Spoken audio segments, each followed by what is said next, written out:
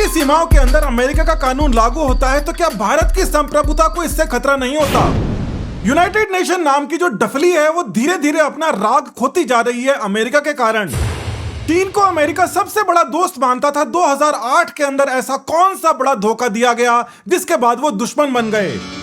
और D dollarisation के लिए केवल ब्रिक्स नेशन ही नहीं बल्कि पूरा का पूरा यूरोपियन यूनियन बैकडोर से क्यों सपोर्ट कर रहा है? फ्रांस का एक बैंक जो फ्रांस में स्थित था, वहां के कानून से चलता था, उसने ना यूनाइटेड नेशन की संधि का उल्लंघन किया, ना फ्रांस का कोई कानून तोड़ा, मगर अमेरिका ने उसके ऊपर $9 बिलियन का हर्जाना लगा दिया। ब्रिटेन के बैंक के साथ भी एक ऐसी ही घटना होती है और उसे $300 बिलियन का हर्जाना अमेरिका को देना पड़ता है। अमेरिका ने ईरान के ऊपर बहुत सारे सैंक्शन लगा रखे हैं, उसको रोग नेशन की कैटेगरी में डाला हुआ है और कोई भी अमेरिकन बैंक या उनका नागरिक किसी भी प्रकार से वहां पर पैसा नहीं भेज सकता, और खासकर तब जब वो जो रकम है वो डॉलर में हो, ऐसा बिल्कुल नहीं हो सकती। स्विफ्ट नाम की एक प्रणाली जिसमें कई सारे देश शामिल हैं और दुनिया भर के तकरीबन सभी बैंक शामिल हैं, उसका इस्तेमाल कर देश एक दूसरे को पैसे भेजते हैं। शुरुआत के अंदर ये जो स्विफ्ट है इसको यूरोप के अंदर बेल्जियम के अंदर बनाया गया था, मगर धीरे धीरे इसके ऊपर अमेरिका ने कुछ फेरबदल करके अपने कब्जे में ले लिया। HSBC और स्टैंडर्ड चार्टर्ड बैंक के ऊपर आरोप लगता है कि यूरोप से पैसा ईरान भेजा जा रहा है और वो अमेरिका के कानूनों का सीधे तौर पर उल्लंघन कर रहे हैं। अमेरिका की पब्लिक ये मानती है कि यूनाइटेड नेशन का असली मालिक तो केवल अमेरिका ही है और अमेरिका ने अगर सैंक्शन लगा दिए तो उसके बाद यूनाइटेड नेशन का कोई भी देश उन सैंक्शन को बाईपास नहीं कर सकता। अगर वो करेगा तो एक्शन लिया जाएगा। मगर ये जो बैंक थे ये इन्होंने कहा कि हम जो भी काम कर रहे हैं वो तो अपने देश की धरती से कर रहे हैं और दूसरे देश को भी ऐसा भेज रहे हैं, तो भला हम अमेरिका के दायरे में कैसे आ सकते हैं? अचानक से अमेरिका अपने छुपे हुए पत्ते निकालता है। वो कहता है कि तुम ये बात भूल गए कि तुम इसका इस्तेमाल कर रहे हो, वो प्रणाली उसका नाम है स्विफ्ट। और अगर स्विफ्ट से तुमको पैसा भेजना है तो उसके लिए सर्वर का इस्तेमाल होगा, सिग्नल का इस्तेमाल होगा, और वो बैंक दर बैंक होते हुए अमेरिका से होकर गुजरते हैं। जो सिग्नल अमेरिका से होकर भी गुजर गया उसके ऊपर अमेरिका के कानून लागू हो जाते हैं। पूरी की पूरी बात सिरे से बेतुकी होने के बाद में अगर करने वाला आदमी बहुत ही शक्तिशाली और ताकतवर हो, जिसके पास सभी के सभी पत्ते हों, तो सभी कमजोर लोगों को उसकी बात माननी पड़ती है। इन बैंकों को हर्जाना देना पड़ता है, चुपचाप हर्जाना देकर पतली गली से निकल लेते हैं।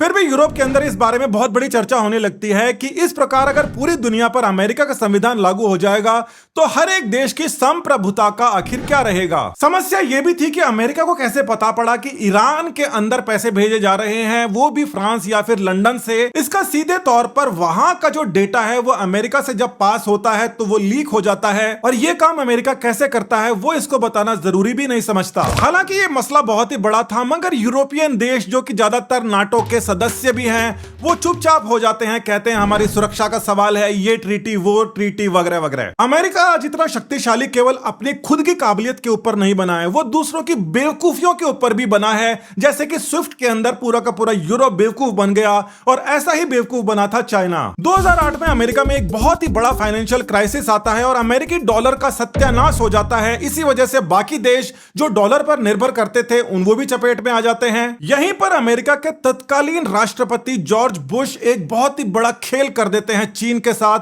और खासकर शी जिनपिंग के साथ। चीन के उपराष्ट्रपति उस समय शी जिनपिंग थे, जिसको अमेरिकी विभागों ने संपर्क किया और कहा कि आज के समय तो चीन बहुत ही ताकतवर है और अमेरिका का बहुत ही अच्छा मित्र भी है। उन्होंने कहा कि डॉलर की हर जगह पिटाई हो रही है और डॉलर के ऊपर से लोगों का विश्वास हटता जा रहा है। आप ये काम करो कि जब तक हम इस बात को संभाल नहीं लेते, आप ये सारे के सारे डॉलर खरीदना शुरू कर दो, इससे आपको भविष्य में बहुत फायदा होगा। चीन की इकोनॉमी उस समय अच्छी थी और शी जिनपिंग को अमेरिका पर यकीन भी था, उनके ऊपर इसका प्रभाव भी कम था, तो वो अपनी बात बनवा लेते हैं। चीनी युआन को डॉलर के सामने दोबारा से पैक करा लेते हैं। इसका मतलब होता है चीनी युआन को उन्होंने घटाकर दूसरों के डॉलर को खरीदना शुरू कर दिया। और जो लोग ये सोच रहे थे कि डॉलर की वैल्यू खत्म हो जाएगी, उनको जब मार्केट के अंदर उसकी डिमांड दिखाई दी तो उन्होंने कहा नहीं, डॉलर की वैल्यू खत्म नहीं हो रही, डॉलर के ऊपर भरोसा कायम है। यानी कि अमेरिका को जो भी समय चाहिए था अपने फाइनेंशियल क्राइसिस को ढंग से डील करने के लिए वो पूरा का पूरा समय चाइना ने उनको खरीद के दिया, खुद का नुकसान करके दिया।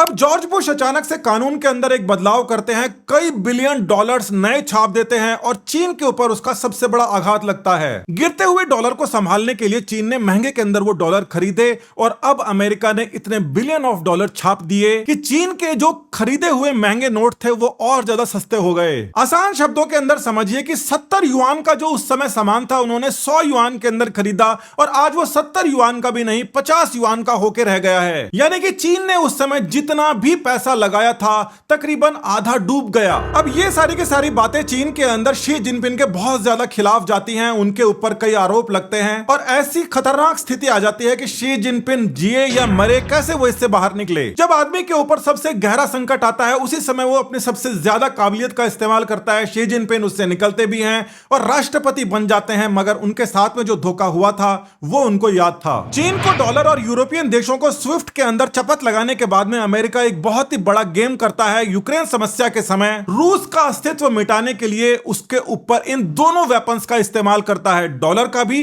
और स्विफ्ट का भी। जो स्विफ्ट एक समय 22 देशों का हुआ करता था उसे अघोषित रूप से केवल अमेरिका अपनी मनमर्जी से अपने पक्ष के अंदर कर लेता है। पूरी की पूरी दुनिया आज डॉलर और स्विफ्ट के ऊपर चलती है, जिससे रशिया को बाहर कर दिया जाता है, मगर रशिया चुप नहीं बैठता। ब्रिक्स देशों की शुरुआत हालांकि अलग कारणों से हुई थी, मगर पुतिन आज के समय पूरा का पूरा जोर लगा रहे हैं कि स्विफ्ट और डॉलर को बाईपास करके विश्व में हर एक देश के पास वो अधिकार आ जाएं जिसको संप्रभुता कहते हैं, और इन अधिकारों को हर एक देश का संविधान सुनिश्चित करता है। मगर अमेरिका का संविधान एक अलग ही तरीके पर चल रहा है। अमेरिका के एक्स्ट्रा टेरिटोरियल कंट्रोल के लॉज जो हैं वो यूरोपियन यूनियन की सोवरेनिटी के ऊपर रिस्क देते हैं और इसके ऊपर इंटरनेशनल बार काउंसिल और ऐसे बहुत सारे अलग अलग प्लेटफॉर्म्स के ऊपर चर्चा चलती ही रहती है। भारत की तरफ से देखा जाए तो डॉलर के खिलाफ कोई भी काम नहीं किया गया है, मगर भारत का जो यूपीआई सिस्टम है पूरा का पूरा यूरोप उसको देखकर आंखें चौंधिया रहा है। स्विफ्ट के लिए यूपीआई सबसे बड़ा कंपटीटर है, मगर भारत का रुपया फिलहाल ग्लोबल करेंसी बनने के लिए तैयार नहीं है। चीन के युआन ग्लोबल करेंसी इसलिए नहीं बन सकता क्योंकि उनका जो कैपिटल तरीका है वो ज्यादातर देशों को पसंद नहीं, अमेरिका से भी ज्यादा नापसंद है। इसीलिए ब्रिक्स की जो नई करेंसी है उसका आना, इसमें भारत के यूपीआई का इस्तेमाल होना देखा जाए तो एक वास्तविकता बनती जा रही है। डी डॉलराइजेशन और स्विफ्ट का निपटारा होना इतना आसान नहीं है, इतनी जल्दी नहीं होगा, मगर किसी भी काम को करने के लिए शुरुआत करनी पड़ती है और वो शुरुआत हो चुकी है। आपके मोबाइल के अंदर यूपीआई के अंदर वो छुपी हुई है जो हर दिन बढ़ती जा रही है। पिछले 10 साल के अंदर भारत के अंदर जो आर्थिक बदलाव हुए हैं वो इसका सबसे बड़ा कारण है और देखना यह है कि आगे आगे क्या होता है। नमस्कार, धन्यवाद, जय हिंद।